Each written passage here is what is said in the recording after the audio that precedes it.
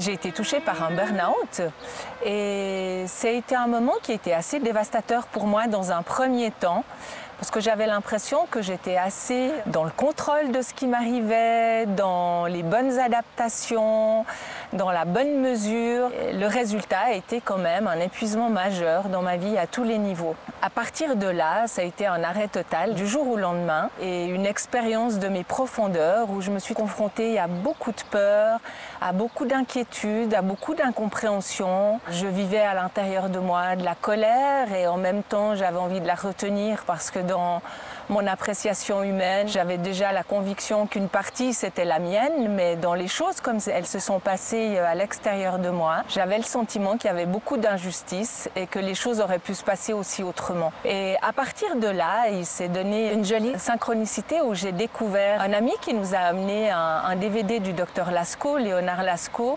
qui parlait de la guérison par l'amour. Cette dimension-là m'a tout de suite beaucoup interpellée. J'ai regardé ce DVD, j'ai eu les poils qui se dressaient sur les bras, les larmes qui ont coulé et je me suis dit j'ai vraiment envie de connaître ça. Par chance, il y avait un premier séminaire qui se donnait quelques semaines après que je découvre cette approche et je suis allée participer à ce séminaire qui avait comme intitulé S'ouvrir à l'unité par le cœur.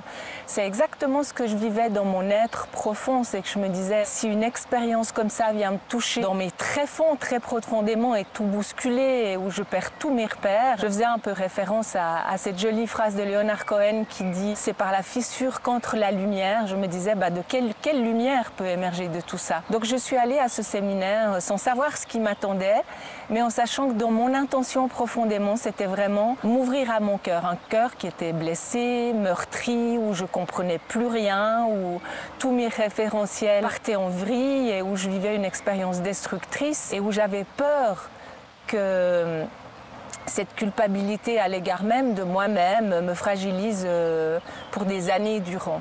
Donc je suis allée à ce séminaire et cette première question qui nous a été posée, c'était « Qui suis-je » Ça m'a permis de découvrir dans un premier temps que « Qui suis-je » c'est effectivement là où j'en étais fait beaucoup de rôles, fait de beaucoup de postures, de beaucoup d'engagement dans une vie personnelle et professionnelle extrêmement riche, mais qui tournait aussi beaucoup autour du soutien des personnes en crise, en difficulté de vie, et que dans ma propre vie, je vivais aussi des situations de crise. Comment rester dans ce qui suis-je sont toutes ces obligations que je me mettais.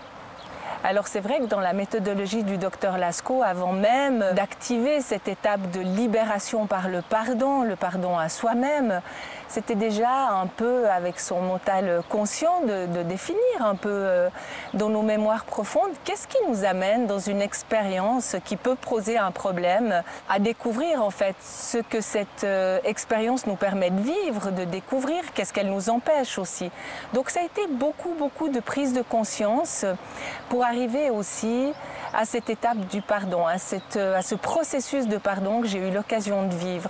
Donc dans un premier temps, ce que j'ai beaucoup aimé avec ce processus de pardon tel que je l'ai expérimenté à ce moment-là, c'était déjà que ça m'a donné un espace pour me permettre de converser avec cette situation et les personnes concernées par cette situation.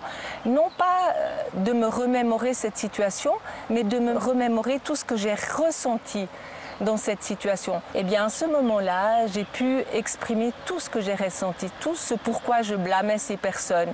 Et pour moi, c'était une phase extrêmement importante parce que je me censurais beaucoup, toujours en train de me demander qu'est-ce que j'aurais pu encore faire, qu'est-ce que j'aurais dû savoir, comment j'aurais dû me comporter. Pour tout cela n'existe pas. Ça m'a permis de visiter aussi tout ce que je retenais jusque-là pour ensuite arriver à une autre phase qui était de prendre conscience que finalement, ces personnes-là, je les retenais emprisonnées à l'intérieur de moi dans mes émotions. Donc il y a cette jolie phase du processus qui est aussi d'ouvrir cette porte de la prison dans laquelle je retiens ces personnes emprisonnées, d'y mettre la clé, d'ouvrir la porte et de les libérer, de les laisser aller dans la lumière. Et ça, c'est une paix profonde qui m'a envahie à ce moment-là. Oui, l'autre peut faire partie du problème. Je ne suis pas une victime de cette situation. Donc de pouvoir libérer l'autre a été quelque chose d'important pour moi aussi. Et cette étape aussi de pouvoir reconnaître que je suis comme je suis et que j'ai des forces et que j'ai des faiblesses aussi.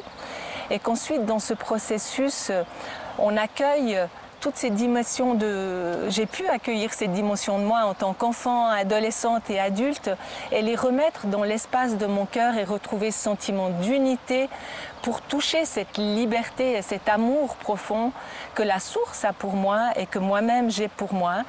Ça a été quelque chose d'extrêmement libérateur. Et de vibrer avec ces énergies-là, ça a été quelque chose à partir de quoi je me suis sentie extrêmement en paix. Je souhaite de tout mon cœur que chaque personne trouve le chemin de guérir ses émotions, de pouvoir exprimer toutes ses craintes, ses angoisses, ses difficultés, mais ensuite puisse aussi faire le chemin en soi-même pour retrouver la paix et l'unité.